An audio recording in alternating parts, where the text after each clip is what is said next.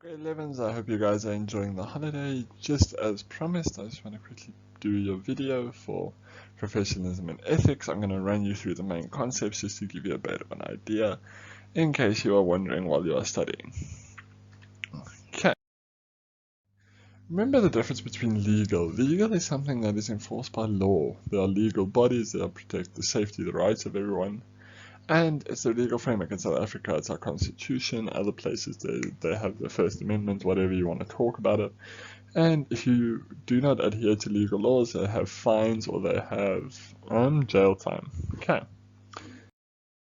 So, whereas ethics are things that are morally right or wrong and based on ethical principles. So they're established by religion or culture, even some communities that you live in. And it's not enforced by law, but it's normally a voluntary adherence to it. So it's sometimes difficult to monitor. How do you monitor people's ethics when half of you are Christian, half of you are Muslim, half of you are Jewish? It's very difficult to sometimes do because ethics do change from culture to culture. It's not a bad thing, it's just how life works.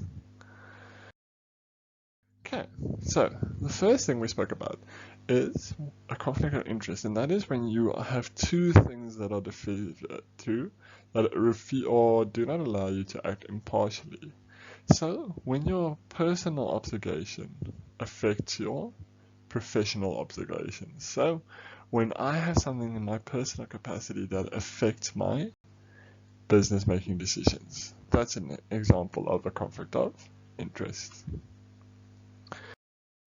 So there's two phases. So it's when your personal conflict with your professional duties. So when, for example, I like someone who works with me and I feel that I need to have a chat with this person, but because I have my personal interests, it's not your personal relationship, sorry. So it's a number of products. So remember, as I say, when a salesman's trying to sell you a product, the salesman wants to sell this product because that's where his salary comes from. He's not going to tell you everything that's wrong with the product because then you're not going to buy it. So that's a personal conflict of interest.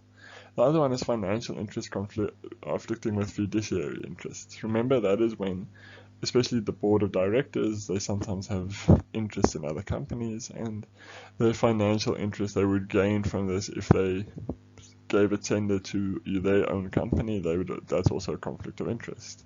And outside employment is like me having my own tutoring company at school. That's a conflict of interest because it's something outside of the school which I am not allowed to do. Okay, and then personal relationships. That is where I like my best friend who I work with, and I have to reprimand my friend because they did something wrong, but because I like them, I feel like, no, I'm not going to reprimand them, I'm just going to let it slide.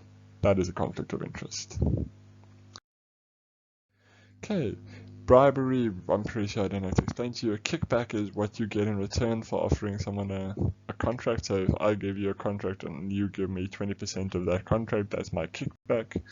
And it's using private power for private gain. When you have power, you can have corruption. Okay, it has legal consequences. It can damage your reputation. It can lead to you losing a competitive advantage, financial losses, or employer morale, especially when people are caught in corruption scandals. People are unhappy. It leads to a lot of employee morale going down. Okay, you can read through it a bit more if you want to, but those are relatively straightforward. So how do you overcome these? Is you create a strong ethical culture to prevent corruption. You have education and training. A lot of people don't actually know what corruption is. You have to offer them training to help them actually identify it. And you have to have those internal controls. You have to have compliance officers who check. That's why you have compliance officers, why you have CAs, to check that people are being honest. And sometimes just being efficient, that they're not so bad at their jobs that they don't even know that they're bad at their jobs. Okay, so you gotta make sure about that. So, sexual harassment is when anyone feels unsafe in their workplace because of verbal, physical, or emotional distress, and it's normally policies that you put in place to try and avoid this. There's an example of some policies. You can go and read through them if you would like.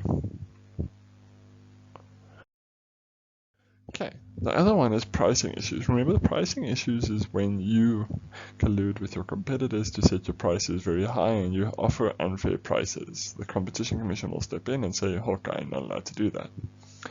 Okay, insider trading is when you use confidential information to buy and sell shares on the JSE, and it's illegal because you are using information which is not available to everyone and you are giving yourself an unfair advantage. Bootlegging is when you sell illegal things with someone else's name on it. You sell fake products, basically. Piracy is using something without a license, and a whistleblower is someone who tries to highlight corruption, tries to highlight any sort of unethical behavior. Okay, so remember, these are the three types of theory. The principle-based theory says you have to adhere to a set of core values and principles, which serves as the foundation for ethical behavior in all aspects. Now, this is where you look at things like respect, responsibility, integrity, honesty, and it encourages to deal with these regulations to consider the moral applications that it has on the world. But what makes it a little bit difficult before I talk about consequences is that whose principles are the best? As I said earlier, principles change. People's principles are not the same. So it does make it sometimes very difficult to implement. Now, the consequence-based theory, also known as consequentialist theory, looks at what are the consequences of your actions and which are going to be best for me as a business. It only focuses on you as a business. It doesn't look at the bigger picture. That's utilitarian. Okay, and you look at the potential outcomes to maximize the positive and minimize the negative. But again, this one is very difficult. How do you plan for every outcome? You can't unless you have a program or a computer that can plan for every eventuality. It's almost impossible. So it's a really nice one for small projects where you can plan everything out, but otherwise you're really going to struggle. So the utilitarian thought is where I told you guys about Mr. Frozone here, is the greatest good you're ever going to get. So what is going to be the ethical result of the greatest net benefit for everyone? So there's an example there that you can look at as well. So, we spoke about three different types of, I'm moving on to something new here. So these are the three types of defensive strategies. And a divestiture strategy is when you divest yourself. You sell off parts of yourself. You scale down in order to avoid extra costs, or you either sell a part of your business, a department, or something like that. So you do it when you're underperforming or when you want to eliminate redundancies. You want to eliminate things that are being done twice. You want to be as effective as possible. And you want to sell if you're really in trouble. So you want to cut back on a location. As I said, maybe your Northcliffe branch is not doing as well and it's actually costing you more than it's gaining for you. So you might have had an asset that you thought was going to be worth $1 million, but it's really struggling. And eventually you have to concentrate on those that are actually going to make you money. So then you have to divest your business.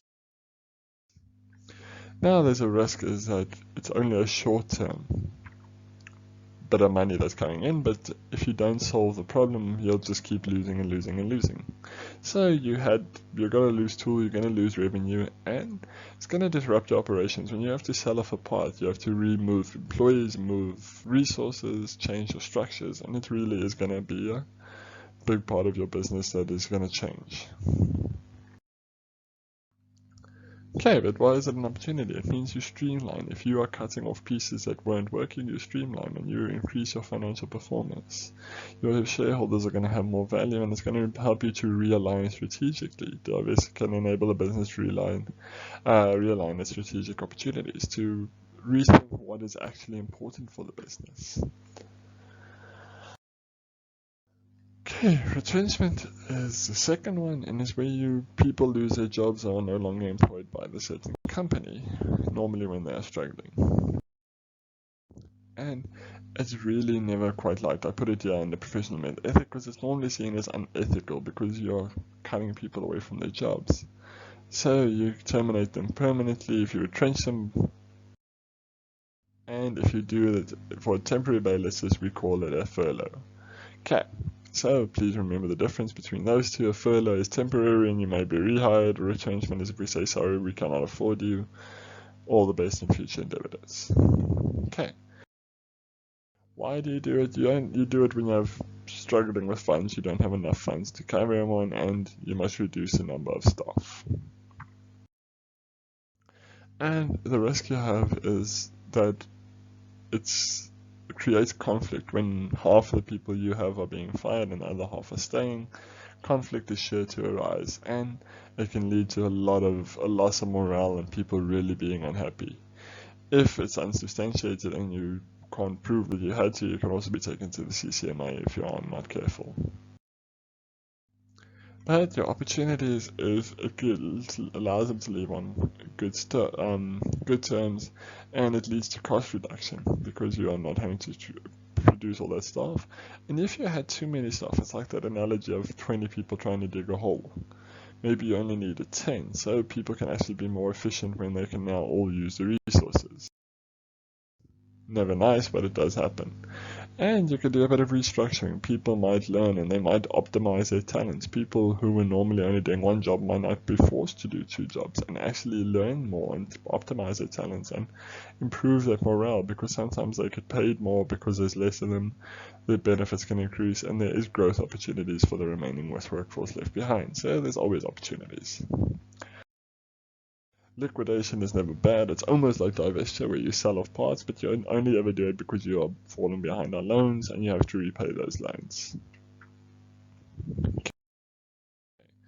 It's an opportunity for other business. Remember, I told you, like at an auction where you sell off all your furniture, it's an opportunity for other businesses, not really for new businesses. Other businesses can get really good staff who are looking for new jobs. It's never a great plan for yourself. Okay, professional behavior, I'm not going to spend much time on, you guys can read through that. Okay, now the difference between a code of conduct and a code of ethics. Code of ethics is principles that we follow and why we do what we do. What are we? Who are we as a company? What is our ethics? A code of conduct is what you are allowed to do and how we address negative behavior. That is more about policy, is when you talk about a code of conduct.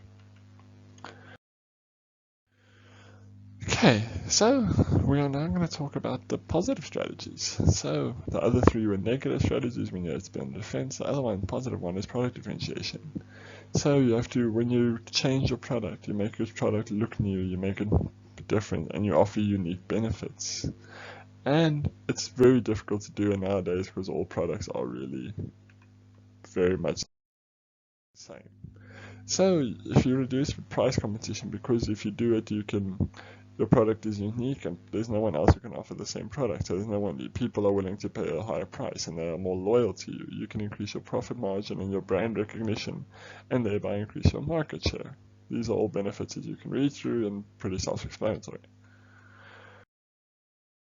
And it offers product at a low, so here's the second one, is a low cost, is where you offer it at the cheapest price.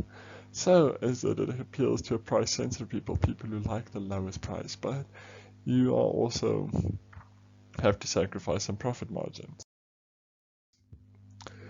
And you can increase your competitive advantage. As I say, people are often looking at price, and because you do that, you increase your larger share of the market and you improve your profit margins if you are able to keep your costs low as well.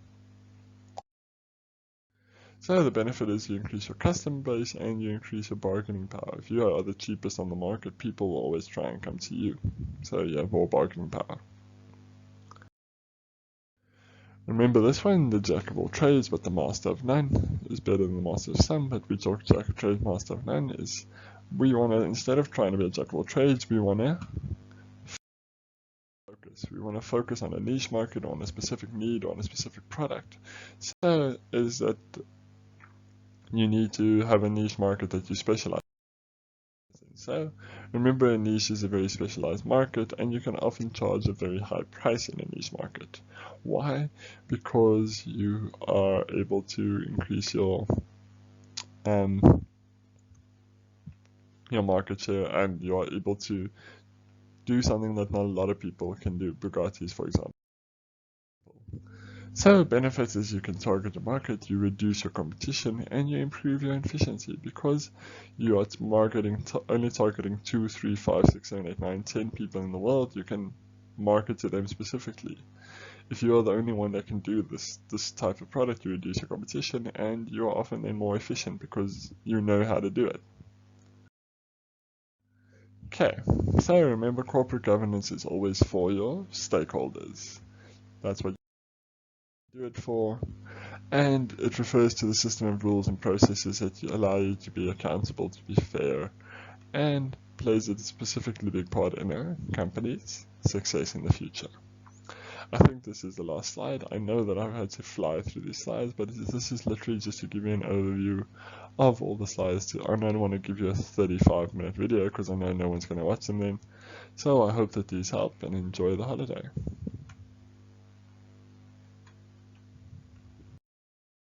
Oh, there's one more. Oops. So what it does, it protects the interests of your shareholders, it provides strategic direction, and it assures accountability within your business.